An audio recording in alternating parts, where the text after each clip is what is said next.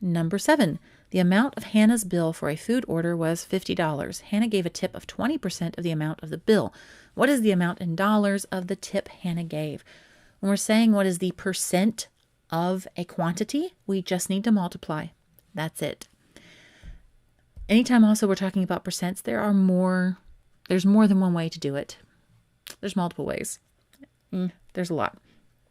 But at its root, the simplest sort of straightforward thing you can just remember and just do this every time when we say what is blank percent of a number, it is that percent times that number. Always. That's the phrasing. X percent of a number. Here it is 20% of 50. We need to multiply those together. 20%, if we write that as a decimal, it is 0.2. Probably the easiest way to put that in your calculator if you want to use your calculator. And 0.2 times 50 is going to be 10. So $10 is the amount of the tip that she gave. There's other ways you can look at this. Absolutely. You can say 20%. 20% is the same as 20/100ths, which is, if we simplify that, 1/5.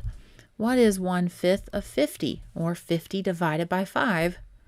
Again, that gets us to 10. So there's always different ways with percents. There's multiple ways you can look at it. They are all correct.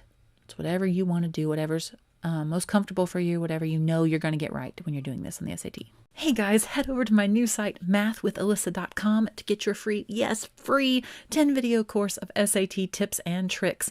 It covers things like how to make a study plan that's perfect for you, how to pace yourself during the test to get maximum points, and so much more. I'm super excited to get this out to you guys, and a lot more SAT prep help is coming for you in the weeks ahead.